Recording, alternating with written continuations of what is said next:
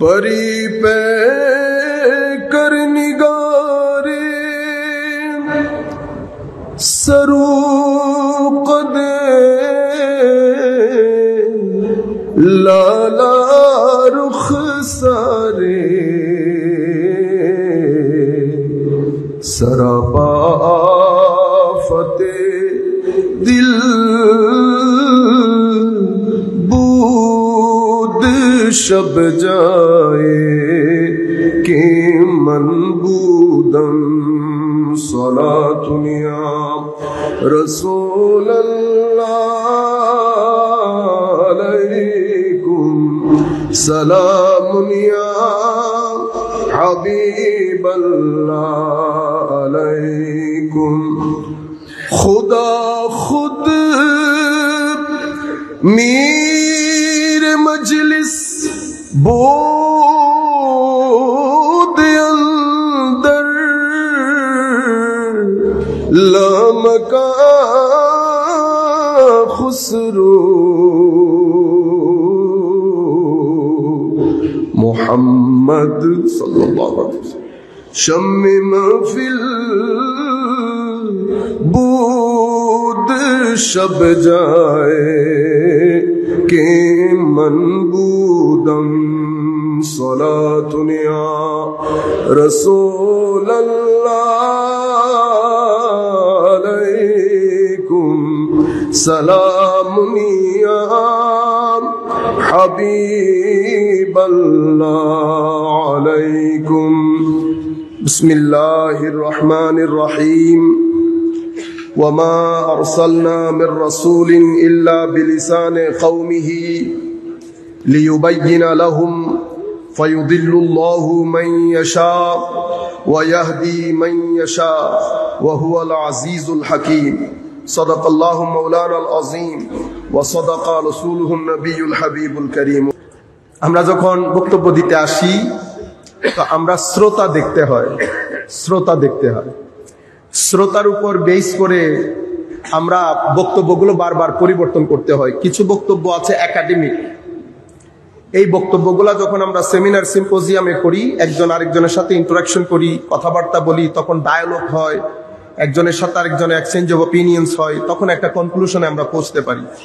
আমি যদি ওই আন্দাজে এখানে কথা বলি সেটা আপনাদের বিরক্তির কারণ হবে।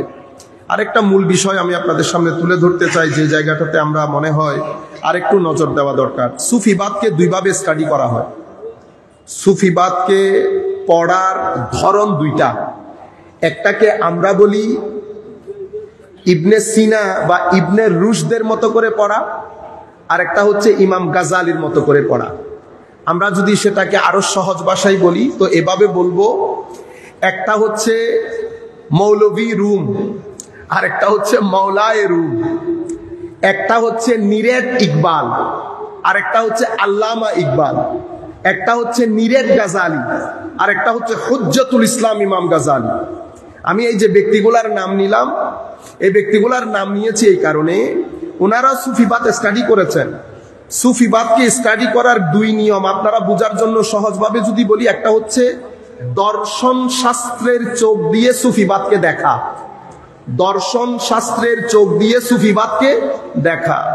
আরেকটা হচ্ছে কোরআন ও সুন্নতের আলোকে ইমাম কুশাইরি, ইমাম তুসি, সরি সাকতি, মারুফ করখি, সাহল তুস্তরি, जुनैद बुगदादी, बायजीद बिस्तामी, जुन्नुन আল মাসরি, হাবিব আল আজমি, এই সমস্ত বুজুর্গ ওনারা হচ্ছেন প্রথম যুগের বুজুর্গান। ওনাদের যুগের পরবর্তী ব্যাচ, এই যে ইমাম তুসি বললাম, ইমাম কুশাইরি বললাম, ওনাদেরও পরবর্তী ব্যাচ হুজুর দাতা গঞ্জ বখশ আলী হুজবেরি, ওনাদের দৃষ্টিতে তাসাউফ। অতঃপর পরবর্তীতে হুজুর ইমামে গৌসুল আজম আব্দুল কাদের আল জিলানী রাদিয়াল্লাহু তাআলা আনহু, হুজুরেরও কিছুদিন পূর্বে ইমাম হুজ্জাতুল ইসলাম ইমাম গাজালি। তো আমরা যারা তাসাউফ নিয়ে লেখাপড়া করি, আমরা এটাকে প্রধানত দুই ভাগে ভাগ করি। আমরা বলি একটা হচ্ছে দর্শনের চোখ দিয়ে তাসাউফকে জানা, আর একটা হচ্ছে রেসালাতুল মুস্তারশিদিন হারেস আল মুহাসিবিন এবং ইমাম কুশাইরির রেসালা, যেটাকে রেসালা কুশাইরি বলি, অথবা দাতা গঞ্জ বখশ আলী হুজবেরির কাশফুল মাহজুব থেকে শুরু করে ইমাম গাজালির ইহয়া উলুমিদ্দিন, এটার মাধ্যমে তাসাউফকে জানা। আমাদের এখানে সুফিবাদ বিষয়ক যখন বক্তব্য আসে, দুই ধরনের ব্যক্তি বক্তব্য দেন। এক ধরনের ব্যক্তি যখন বক্তব্য দেন, উনি ইবনে সিনা, ইবনে রুশদ দর্শনের দৃষ্টিকোণ থেকে তাসাউফকে পড়ে ওনারা আপনাদের সম্মুখে ফিলোসফিক্যাল বক্তব্যগুলো প্রদান করেন। ওনারা কখনো আরবিতে অ্যাক্সেস না থাকার কারণে আমাদের যে অরিজিনাল তাসাউফ, আমি আজকেও আস্তে আস্তে ঢাকার মধ্যে এক ব্যক্তি আমাকে একটা বই দিয়েছে, তাও তাসাউফের, ইংরেজি। আমি প্রথম 2-3 পৃষ্ঠা পড়ার পর আমার আইডিয়া হয়ে গেছে যে উনি তাসাউফকে বুঝতে চেয়েছেন, যে আন্দাজে তাসাউফকে তুলে ধরেছেন এটা ইবনে সিনা, ইবনে রুশদ বা দর্শনের দৃষ্টিতে তাসাউফ। দর্শনের দৃষ্টিতে তাসাউফ আমাদের জানার দরকার নাই। আমরা তাসাউফ জানবো যেটা হুজুর গৌসে মাইজভান্ডারী আমাদেরকে দিয়েছেন। আমরা তাসাউফ জানবো যেটা শাহে আমানত আমাদেরকে দিয়েছেন। আমরা তাসাউফ জানবো যেটা শাহ মখদুম রহমতুল্লাহ আলাইহি আমাদেরকে দান করেছেন। এর পর্বে আমরা যদি পূর্বের দিকে যাই, আমরা বলবো যেটা ইমাম গাজালি, হুজ্জতুল ইসলাম ইমাম গাজালি দান করেছেন, অথবা আল্লামা ইকবাল আসরারে খুদি, যেটাকে আমরা আমাদের এশিয়া মহাদেশের মাসনাবি বলি, আসরারে খুদির মধ্যে যেই তাসাউফ আমাদেরকে শিখিয়েছেন, আমরা ওই তাসাউফের কথা বলি। তাইলে তাসাউফ, সুফিবাদ, এটা দুই ভাবে স্টাডি হয়। একটা স্টাডি আমরা বলি দর্শনের দৃষ্টিতে, আর একটা স্টাডি আমরা বলি আমল, যেটা আমাদেরকে হযরতে জুনাইদ বুগদাদি বলেছেন মাযহাবুনা। আমাদের যে সুফিবাদ মুতাআল্লিক, এটা সম্পৃক্ত কোরআন এবং সুন্নতের সাথে। কোরআন এবং সুন্নতের সাথে আমাদের যে মাযহাব, আমাদের যে মাসলাক, আমাদের যে মাশরাব, এটা এগুলার সাথে সম্পর্কিত। কোরআন সুন্নাহর বাইরে হযরতে জুনাইদ বুগদাদি বলছেন, তুমি যদি কাউকে দেখো হাওয়ার মধ্যে উঠতে, কাউকে যদি দেখো তুমি পুকুরের মধ্যে হাঁটতে, তো মনে কর horizontal continuation of the original message. অর্থাৎ দিন দুই ভাবে উম্মতের কাছে, আমাদের কাছে এসে পৌঁছেছে। একটা হচ্ছে কোরআন এবং সুন্নাহ, যেটাকে আমরা বলি টেক্সচুয়াল নলেজ অফ আওয়ার দিন, যেটা আমাদের দ্বীনের টেক্সচুয়াল নলেজ, এটা একটা বিষয়। আরেকটা বিষয় হচ্ছে এই টেক্সচুয়াল নলেজের ইন্টারপ্রিটেশন, ব্যাখ্যা। আপনি ব্যাখ্যা যদি বাদ দিয়ে দেন, শুধু টেক্সচুয়াল নলেজ নিয়ে আমরা চলতে পারবো। বাংলার 16 কোটি মানুষের 14 কোটি মানুষ কোরআন শরীফই পড়তে পারে না। সেই জায়গার মধ্যে আপনি যদি বলেন, আমি সিম্পল একটা উদাহরণ দিলে আপনারা বুঝতে পারবেন। পবিত্র কোরআন যখন কোনো হুকুম বর্ণনা করে, তো পবিত্র কোরআন এভাবে ডিটেইলি বর্ণনা করে না। এটা ফরজ, ফরজের অপোজিটে এটা হারাম, এটা ওয়াজিব, এটা ওয়াজিবের অপোজিটে মাকরুহে তাহরিমি, এটা সুন্নতে মুআক্কাদা, এটা তার অপোজিটে ইসাআ, এটা সুন্নতে গায়রে মুআক্কাদা, তার অপোজিটে এটা মাকরুহে তানজিহি, এটা মুস্তাহাব, তার অপোজিটে খেলাফে আউলা। মুবাহ দুই জায়গায় সমান। এই যে আমি আপনাদেরকে ডিটেইলি সিস্টেম্যাটিক্যালি বর্ণনা দিলাম, এটা কোরআনে এভাবে বর্ণনা দেন নাই, হাদিসও এভাবে বর্ণনা দেন নাই। এই কাজ কারা করলেন, এটা আমাদের জানার দরকার। সম্মানিত উপস্থিতি, কোরআন এবং সুন্নাহ হচ্ছে আমাদের টেক্সচুয়াল নলেজ। এই টেক্সচুয়াল নলেজ, এইটাকে ইন্টারপ্রেট করে, ব্যাখ্যা করে কারা? এটাকে ব্যাখ্যা করে হুকুম আহকামগুলার এভাবে ডিটেইল জাদওয়াল তথা পুরা চিত্রটা তুলে ধরে আমাদের উলামায়ে কেরাম। তাহলে এখানে ফ্যাক্ট দুইটা, কোরআন এবং সুন্নাহ। উলামা, উলামা, উলামা আবার 3 ধরনের। এটা ইমাম তুসি উনার লুমার মধ্যে বলেছেন। উলামা এক ধরনের হচ্ছে আসহাবুর রিওয়ায়া, আরেক ধরনের হচ্ছে আসহাবুদ দেরায়া, আরেক ধরনের হচ্ছে আসহাবুল মুশাহাদা। রিওয়ায়া এরা কারা? তো যারা কোরআন এবং সুন্নতে পুরা ন্যারেশনকে ইস্পাত কঠিন পাথরের মতো করে চৌহদ্দির মধ্যে দেওয়াল তুলে, যাতে কোনো ধরনের কেউ এই ন্যারেশনের মধ্যে আক্রমণ করতে না পারে, ইনট্যাক্ট রেখে যারা পরবর্তী প্রজন্মের কাছে পৌঁছিয়ে দেয়, তাদেরকে আমরা বলি আসহাবুর রিওয়ায়া। এদেরকে আমরা ইংরেজিতে বলি ম্যান অফ ট্র্যাডিশন। এরপরে এখন উনি তো আমাকে পৌঁছিয়ে দিলেন, ইন্নাল্লাহা ইয়া'মুরুকুম বিল আদল ওয়াল ইহসান ওয়া ইতা'i যিল কুরবা। 3টা জিনিস পছন্দ করেছেন, আল্লাহ হুকুম দিয়েছেন। এখন আল্লাহ বলছেন ইন্নাল্লাহা ইয়া'মুরুকুম বিল আদল, নিশ্চয়ই আল্লাহ আদলের হুকুম দিয়েছেন। এখন মানে এই হুকুম অর্থ কি নেব? ফরজ, ওয়াজিব, মুআক্কাদা, গায়র মুআক্কাদা, মুস্তাহাব, আমি কি নেব? এরপরে বলেছে আদল, আদলের সংজ্ঞা কি হবে, সীমানা কি হবে, কোন কোন জিনিসকে আদলের ভিতরে ইনক্লুডেড করব, কোন কোন জিনিস আদলের ভিতরে ইনক্লুডেড হবে না, আদলের স্তরগুলো আমরা কিভাবে বানাবো। এরপরে ইহসান, ইহসান কাকে বলে, ইহসানের সংজ্ঞা কি, ইহসানের সীমানা কি, ইহসানের স্তরগুলো আমি কিভাবে নির্ধারণ করব। এরপরে ইতা ইজুল কুরবা, কুরবা আরবি শব্দ, নিকট আত্মীয়, কুরবার নিকট আত্মীয়র স্তর কিভাবে নির্ধারণ করব, কারা ঢুকবে কারা বের হবে। এরপরে আমার আল্লাহ বলছেন ওয়ায়ানহা আনিল ফাহশা, ফাহশাকে আল্লাহ নিষেধ করেছেন। এই নিষেধাজ্ঞাটা কি হারাম হবে, তাহরিমি হবে, তানজিবি হবে, ইসাআত হবে, খেলাফে আওলা হবে। এরপরে ফাহেসা, ফাহেসাত দিয়ে উদ্দেশ্য কি হবে, কি কি জিনিস ফাহেসাতের ভিতরে ঢুকবে, এটার স্তর কিভাবে নির্ধারিত হবে। এখানে শত ধরনের প্রশ্নের উত্তর ডিটেইললি এক জায়গার মধ্যে, না কোরআনের মধ্যে এসেছে না হাদিসে পাকের মধ্যে এসেছে। এই কাজ কারা ঠিক করে আমাদের জন্য? সম্মানিত উপস্থিতি, আমার নবী বলছেন আমি যাওয়ার পরে আমার ইলমের ওয়ারিস উলামাদেরকে রেখে যাব। এই উলামারা কারো কাজ রেওয়ায়তে, কারো কাজ দেরায়তে, কারো কাজ মুশাহাদার। তো যারা দেরায়তের উলামা, রেওয়ায়তের উলামা দিয়ে গেছে, দেরায়তের উলামা কোরআন এবং হাদিসের সমস্ত জিনিস নিয়ে টেবিলে বসেছে।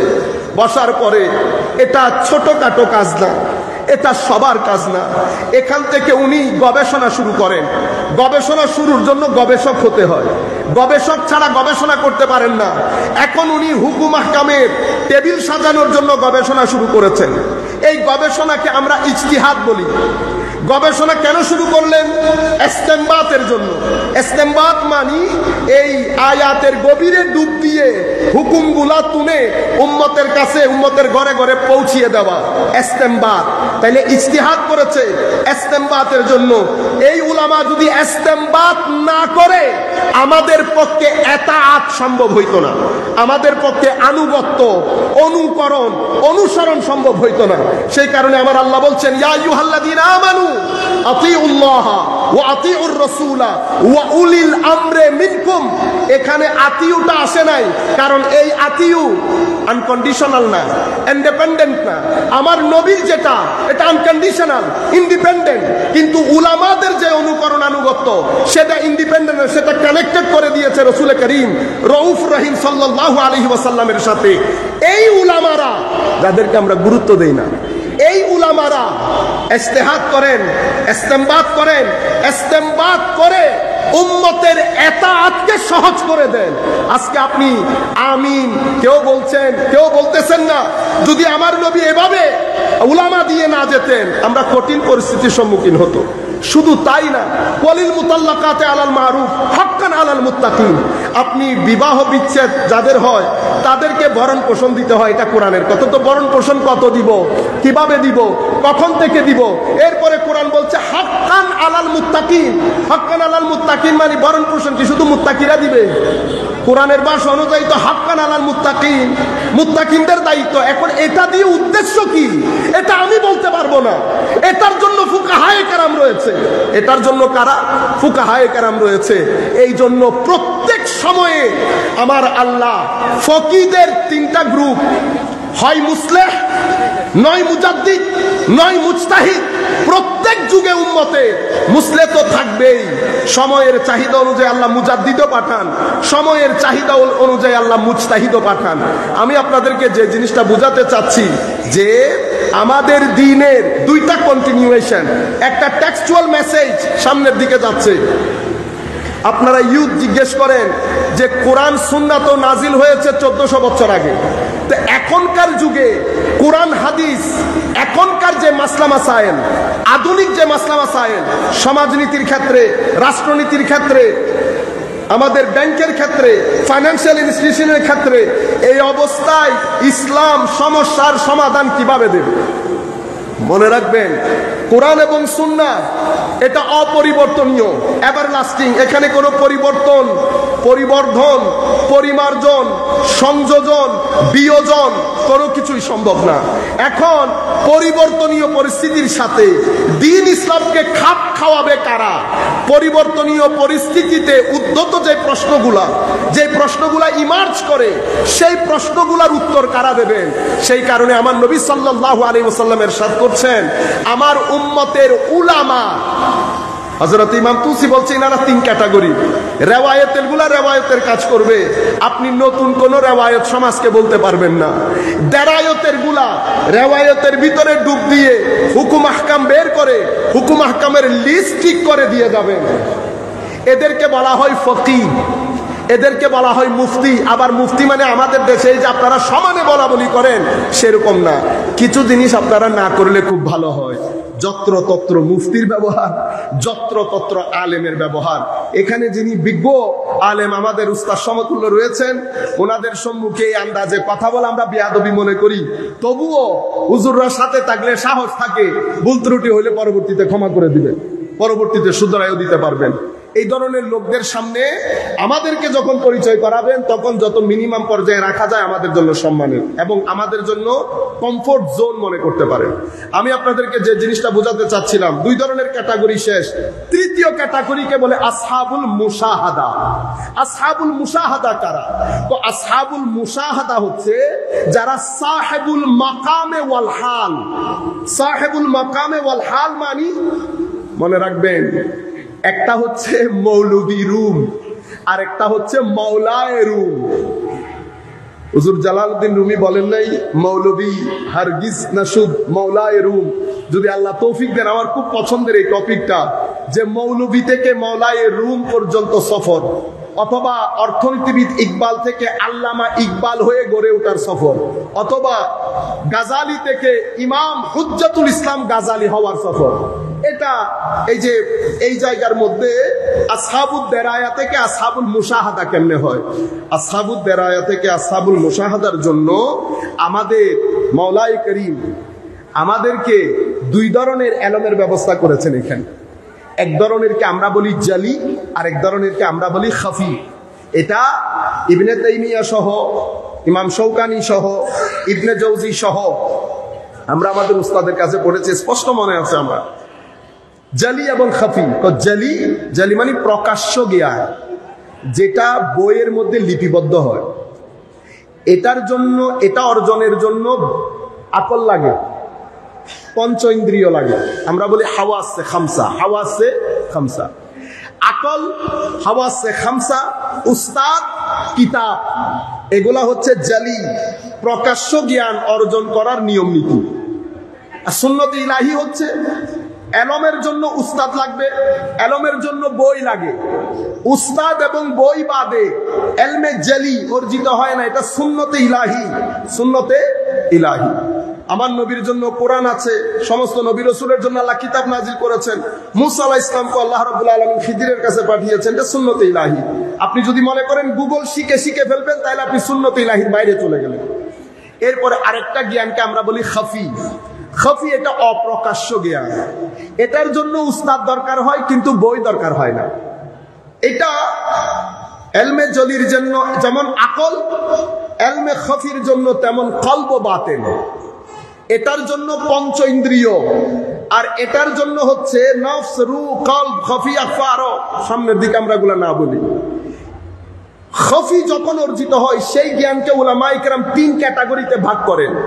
তো কাশফের জ্ঞান, এলহামের জ্ঞান, এলমে লুদুন্নির জ্ঞান, এটা খাফির দিকে চলে যায়। এই 3 ক্যাটাগরির বাতেনি জ্ঞান যখন কারো অর্জিত হয়, তো তাদেরকে বলে আসহাবুল মুশাহাদা। এটাকে মুশাহাদা কেন বলা হয়? এই জায়গার মধ্যে বড় আজীব একটা জিনিস আমার এখনো মনে আছে। আমাদের দীর্ঘ ডিবেট হয়েছিল, অনেক বড় প্রফেসর, আমরা নাম না বলি, দীর্ঘ প্রফেসর, জ্ঞান কি, হোয়াট ইজ নলেজ, মা হুয়াল ইলম, এটার উপর। এখন আমাদেরকে আল্লাহ আকল দিয়েছে, আকল দিয়ে আমরা মুখস্থ করি, চোখ দিয়ে দেখি। চোখ যদি না দেখে, কান যদি না শুনে, আকল মুখস্থ করতে পারে না, মানে নিজের ভিতরে ধারণ করতে পারে না। এখন আকল ধারণ করে কি? আকল ধারণ করে আমি বই পড়লাম, এই বইয়ের শব্দগুলো আমার মুখস্থ হয়ে গেছে। কিন্তু আমাদের কোরআনে পাকের মধ্যে, হাদিসে নববীর মধ্যে শব্দগুলা ছাড়াও শব্দের ভিতরে আরেকটা জিনিস আছে। সেটা কি? তো সেটা নূরে রব্বানি। এই নূর, এটা হেদায়েতের নূর। একটা জিনিস শব্দ, বই পড়ে ফেলেছি কোরআনে পাকের শব্দগুলা, তো একটা হচ্ছে শব্দগুলা আপনি পড়লেন, আকলের মধ্যে ধারণ করলেন। আমার নবী বলছে লা ইউজাবিজু ঈমানুহুম হানাজিরাহুম, ঈমান মুখস্থ করার পরেও কণ্ঠনালী ভেদ করে আপনার কলবের বর্তনে পড়ছে না। কিন্তু আপনি কোরআন মুখস্থ করেছেন, আমার নবী বলছে এমন ভাবে কোরআন পড়বে ঠোঁট ভিজা থাকবে। তাহলে ভিজা ঠোঁটের কোরআনে পাক আপনাকে হেদায়েত দিচ্ছে না, কিন্তু আপনি নামাজও পড়ছেন, আর মানুষ দেখছে আপনি কোরআন পড়ছেন, মানুষ দেখছে আপনি কোরআন দিয়ে দলিল দিচ্ছেন, কিন্তু আমার নবী বলছে দিন থেকে বের হয়ে যাবে। কেন বের হয়ে যাবে? কারণ আপনি শব্দের মারপেচ থেকে বের হতে পারেন নাই। আমার আল্লাহ দুইটা জিনিস বান্দাকে দান করেছেন, মুখস্থের জন্য আকল দান করেছেন। যেই জিনিস, যেই সূরা মুখস্থ করেছেন, সেই কোরআনের ভিতরে নূরের অংশটা আপনি কলবের ভিতরে হেফাজত করতে হয়। এখন নূর হয় কলবের ভিতরে যাবে অথবা বইয়ের মধ্যে থেকে যাবে। কলবের ভিতরে যাইতে হলে কলবের একটা বিজ্ঞান আছে, কলবকে আপনি তৈরি করতে হয়। এটাকে বলে recipient of the divine knowledge, recipient of the divine wisdom. এখন আপনি ভিতরের জিনিসটাকে পরিষ্কার কি করে করবেন? আমি কিভাবে নিজেকে রিসিপিয়েন্ট বানাবো? এই উত্তর যারা দেয় তাদেরকে আমরা বলি যে স্কুলে এটা পড়ানো হয় সেটি স্কুলকে আমরা তরিকতের স্কুল বলি। আমাদের তরিকতের স্কুল অনেক, কোনটা কাদেরিয়া স্কুল, কোনটা চিশতিয়া স্কুল, কোনটা নকশবন্দিয়া স্কুল। এক এক স্কুলের এক এক ধরন, কিন্তু সমস্ত স্কুল শিখায় এক জিনিস, আপনি কলবের বর্তন পরিষ্কার করে হেদায়েতের নূর ধারণ কিভাবে করবেন, এই রাস্তায় উন্নতি কিভাবে দেবেন। এটা এলম দিয়ে হয় না। জালালউদ্দিন রুমির ভাষায় যেটা আমরা বুঝতে পারছি, আল্লামা ইকবালের ভাষায় যেটা আমরা বুঝতে পারছি, হুজ্জাতুল ইসলাম ইমাম গাজালির ভাষায় যেটা আমরা বুঝতে পারছি, এটা শুধু কিতাবের জ্ঞান দিয়ে হয় না। এটা কি দিয়ে হয়? ইমাম জালালউদ্দিন রুমি বলছে মৌলভী কখনো মাওলায়ে রুম হতে পারতো না যদি শামস তাবরেজের সিনার সাথে 6 মাস অতিক্রম করতে না পারতো, তো মৌলভী কখনো মাওলায়ে রুম হতো না। ইকবাল অর্থনীতিবিদ হিসেবে, দার্শনিক হিসেবে ইংল্যান্ডের রাস্তায় রাস্তায় ঘুরতো। ইকবাল আল্লামা উপাধিতে ভূষিত হতো না যদি ইকবাল তার জীবনে জালালউদ্দিন রুমির মসনবির সমুদ্রে ডুব না দিত। গাজালি থেকে যেত। গাজালি পাগল হয়ে গেছে, গাজালি ইউনিভার্সিটি ছেড়ে দিয়েছে। লোকাল ডাক্তাররা বলেছেন গাজালির কোনো চিকিৎসা নাই, গাজালি পাগলের মতো হয়ে গেছে।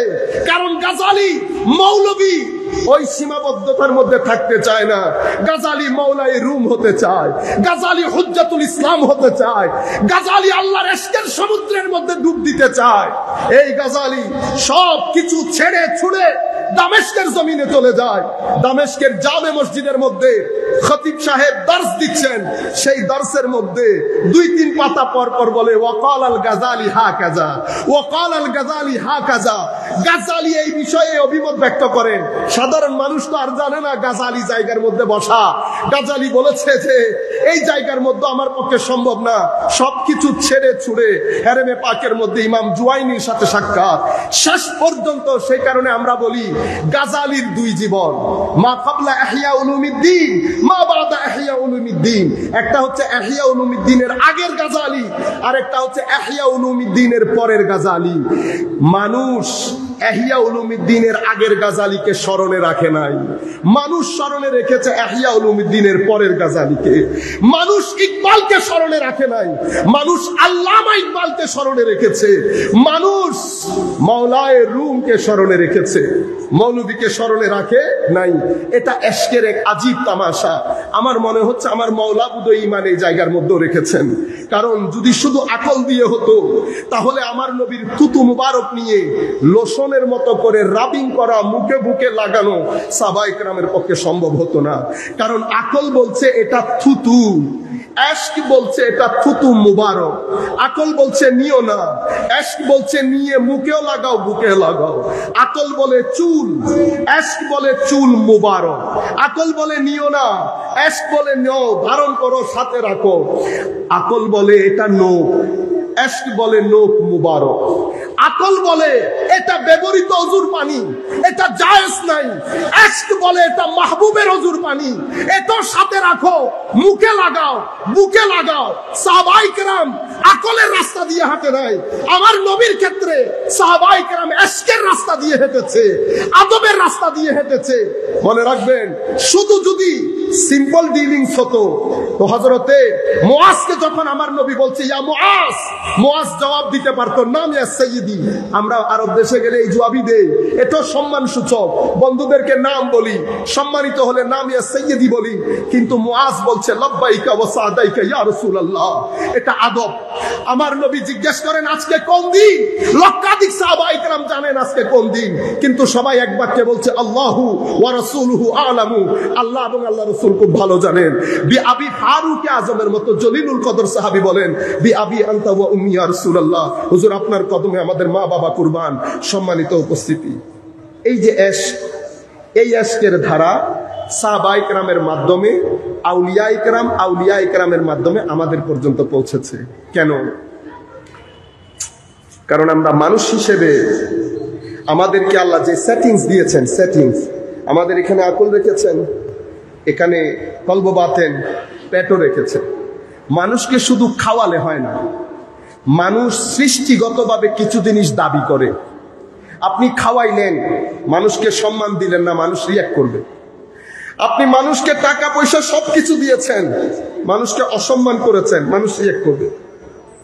সবকিছু দিলেন, মৌলিক অধিকার থেকে বঞ্চিত করেছেন, মানুষ রিঅ্যাক্ট করবে। এটা মানুষের নিয়ম, এটা পেটেরও নিয়ম, এটা বুকেরও নিয়ম।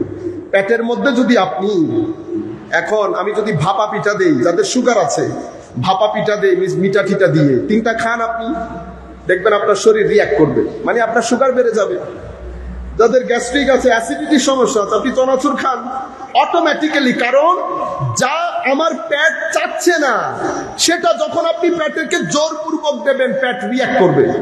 আমাদের শরীরের প্রত্যেকটা অঙ্গ প্রটেস্ট করে। মানুষকে আল্লাহ বানিয়েছেন একমাত্র, দুনিয়ার মধ্যে একমাত্র প্রাণী যারা প্রটেস্ট করে, যারা নিজেদের অধিকার সচেতন, যারা সমতা চায়, যারা ডিসক্রিমিনেশন মেনে নিতে পারে না, যারা ইকুয়ালিটি চায়, যারা জাস্টিস চায়, যারা মহব্বত চায়। আমার এই শব্দগুলা খেয়াল করবেন, ইকুয়ালিটি চায়, জাস্টিস চায়, মহব্বত চায়।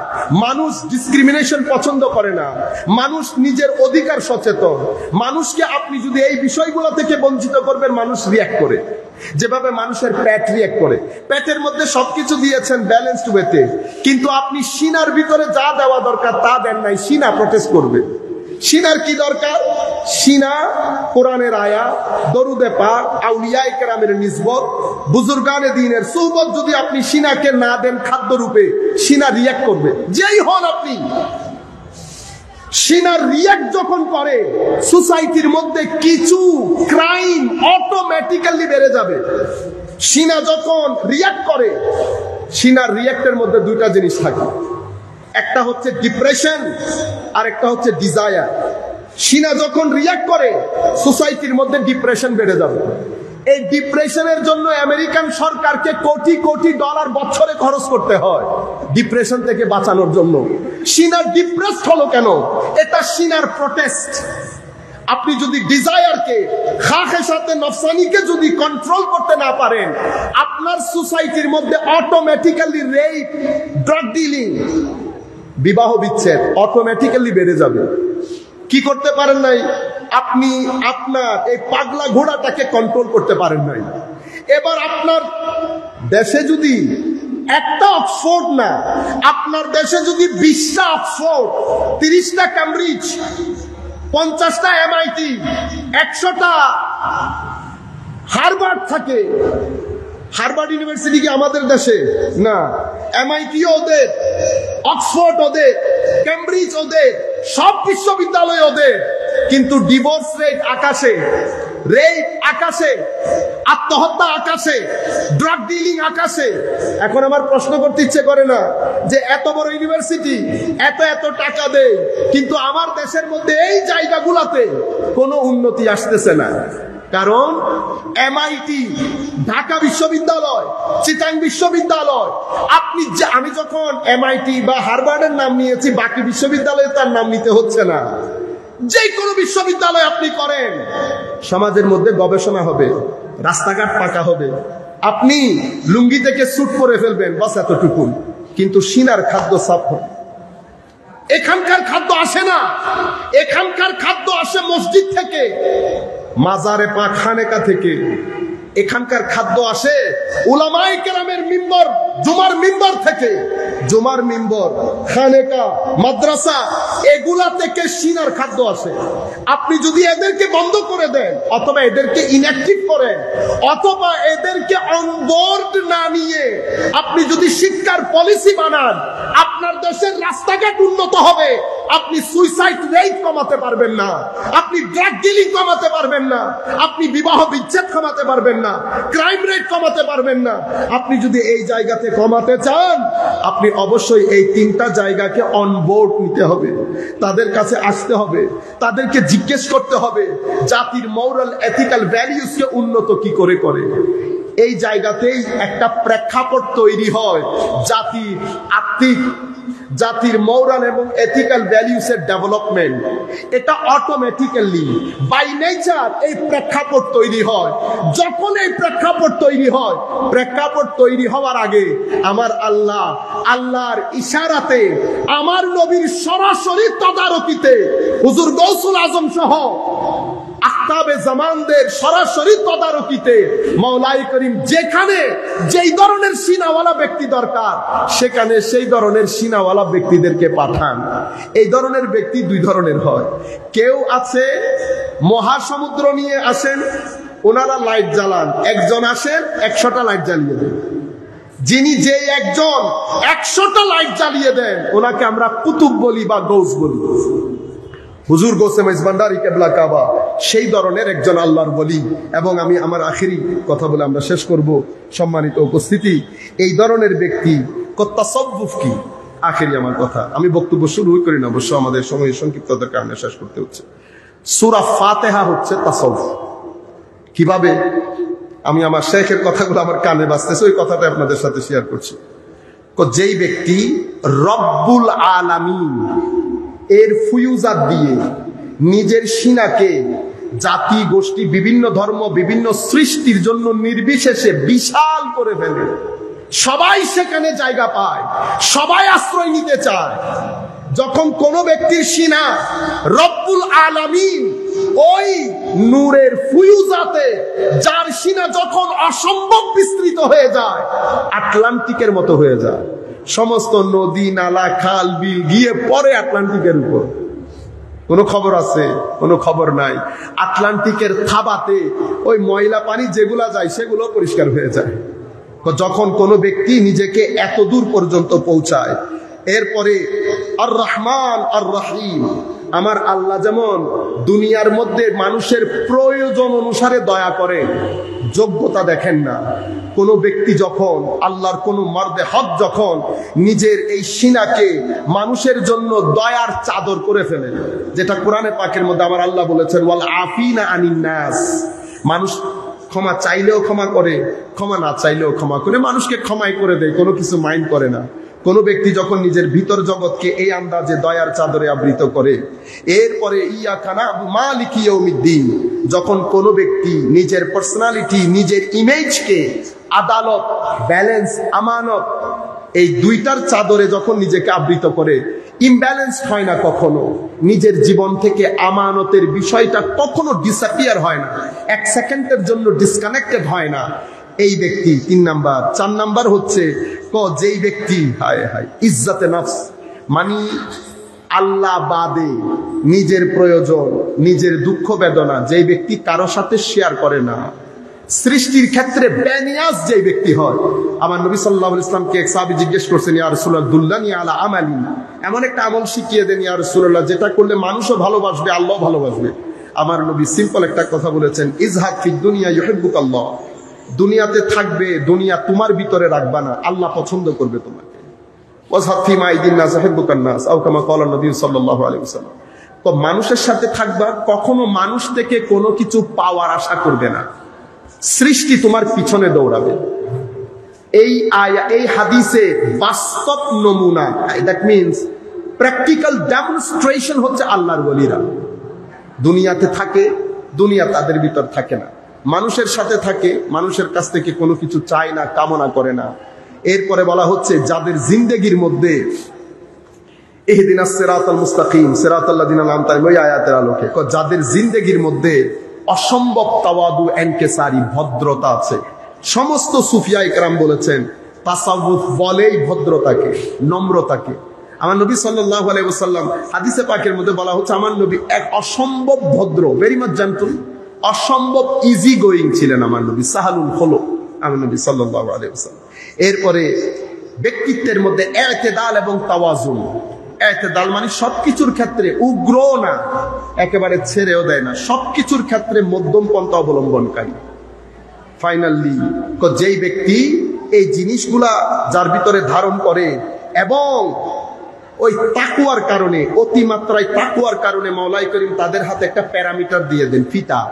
তারা ফিতা দিয়ে মেপে মেপে দেখতে পারে কোনটা হক আর কোনটা বাতিল। যখন আমরা দৌড়াদৌড়ি করি হক আর বাতিল বোঝার জন্য, আমার আল্লাহ তাদেরকে আস্তে করে একটা এক্সিট দিয়ে বের করে দেন, ইয়াজআল্লাকুম মাখরাজা। আমার আল্লাহ তাদেরকে একটা এক্সিট দিয়ে দেন, সেই এক্সিট দিয়ে তারা নিরাপত্তার সাথে তারাও বের হয়, তাদের সাথে যারা মুরিদিন মুতাআল্লিকিন থাকে তারাও বের হতে পারে। বাকি দুনিয়া ফিতনা ফাসাদের মধ্যে লিপ্ত থাকে। এটা আল্লাহ তাদেরকে এই প্যারামিটার দান করেন তাদের অতিমাত্রায় তাকওয়ার জন্য। এই 7টা জিনিস যার ভিতরে ধারণ করে সেই ব্যক্তি সুফি। এই ধরনের একজন সুফি প্রয়োজন প্রত্যেকটা রাষ্ট্রে, প্রত্যেকটা শহরে, প্রত্যেকটা গ্রামের, প্রত্যেকটা মানুষের। কেন? কারণ মানুষের সিনার খাদ্য সুফিয়ায়ে কেরাম ছাড়া ফুলফিল হয় না। আল্লাহ রাব্বুল আলামিন আমাদের যেই নিসবত হুজুর গৌসে মেজবান্ডারি রাদিয়াল্লাহু তাআলা আনহু আরদা ওয়া নাফা'না বিউলুমিহি ফিদ দারাইন আমিন।